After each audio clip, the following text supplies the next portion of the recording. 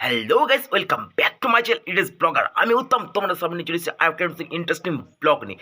তো গাইস, আজকে সকালবেলাটা দোকানে যাবো না, কারণ কি মা আবার একটু শরীরটা খারাপ আছে, ওই জন্য। তো চলো আজকে ঘরে টুকিটাই কাজবাজ করবো, বেশি কিছু করবো না, কারণ আমি সেরকম জানি না কিছু। তো চলো এখন ভিডিও স্টার্ট করছি। ভিডিও স্টার্ট করার পরে তারপর তোমাদের সাথে বিভিন্ন সব কিছু শেয়ার করবো। তো চলো দেখতে থাকো, লেটস প্লে।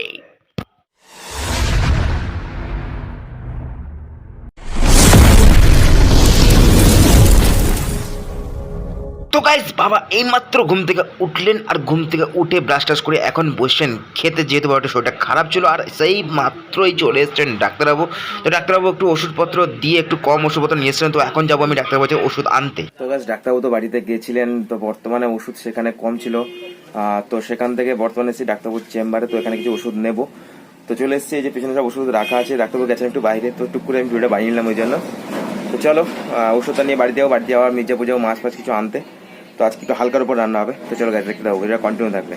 তো গাছ পৌঁছে গেছি মির্জাপুর বাজারে, আর বাজারে এসে দেখি গাছ অনেক রকম মাছ বসেছিল।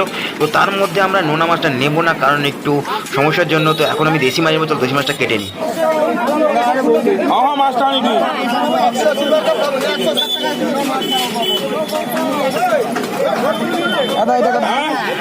তো গাইস, আমাদের মাছ নেওয়া কমপ্লিট, আর মাছ দিয়ে দিয়েছি ভাইয়ের হাতে। ভাই এখন মাছ নিয়ে দাঁড়িয়ে আছে। তো চলো এখন বাড়িতে যাওয়া যাক। তো গাইস, বাইরে থেকে মাছ নিয়ে এসে এখন মাছ টাছ কেটে একদম ধোয়া টোয়া করে কমপ্লিট, এখন লাগাবো উনুন। তো চলো উনুনটা লাগাই, তারপরে তোমার সাথে কথা হচ্ছে। তো গাইস, মাছে নুন হলুদ মাখানো কমপ্লিট। এখানে কড়াইতে তেল ঢালা হয়ে গেছে, একদিকে ভাতের হাঁড়ি চাপানো হয়ে গেছে। তো এখন তেলে ছাড়বো মাছ। তো চলো মাছটা ছেড়ে দিলে কথা হচ্ছে। তো গাইস, আমার কড়াইয়ের মধ্যে মাছ ছাড়া হয়ে গেছে, 3 পিস মাছ ছাড়া হয়েছে প্রথমে, আর এখানে মাছগুলো আছে। আর আমাকে এখন কাটতে হবে পেঁয়াজ। তো চলো পেঁয়াজটা কাটতে হবে। এখন পেঁয়াজগুলো কেটে নিই। মা ওখানে যাচ্ছে থালা বাসন ধুতে, আমি এখন পেঁয়াজটা কাটবো। আরে বাবা রে, তেল ছিটকাচ্ছে দেখো। ও আমার তো ভয় লাগছে গাইস। তো গাইস, এখানে কিছুটা মাছ ভাজা কমপ্লিট, আর এইটুকুনি মাছ আছে, আর এখানে এইটুকুনি মাছ ফেলেছি। 5 পিস মাছ, এখানে পটল মাছটা আছে, এখানে 5 পিস পটল মাছ রাখা আছে, আর এইখানে যে সিলভার কাপ মাছটা নিয়েছি ওটা ভাজা কমপ্লিট। তো এখানে মাছের তেলও আছে গাছ, কত তেল বলছে দেখো। মাছটা বেশ বড় ছিল গাইস, মাছটা বেশ বড় ছিল, প্রায় 6 কিলো মতন ছিল বলছিল। তো জানি না কেমন টেস্ট হবে। তো চলো মাছগুলো ভেজে নিই। তো গাইস, এখন মাছ ভাজা কমপ্লিট করে এখন মাছ হাতে নিয়ে নিচে অলরেডি খাওয়া শুরু করে দিয়েছি। তো চলো, মাছের টেস্টটা মোটামুটি খারাপ না, কারণ আমি নিজে এনেছি না, খারাপ বলে অসুবিধা আছে। তো চলো মাছ ভাড়া খেয়ে নিই।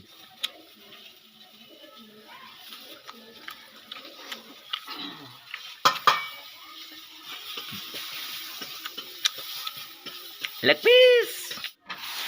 তো গ্যাস, এটা মাছের তেল বীজ ভাজা, আর এখানে মাছ ভাজা, এটাও মাছ ভাজা। এখানে আছে সিলভার কাপ পটল, আর এখানে পটল পেঁয়াজ দিয়ে ভাজা। এটা গাছ কালকে খাওয়া হবে, এটা আজকে খাওয়া হবে, এটাও আজকে খাওয়া হবে।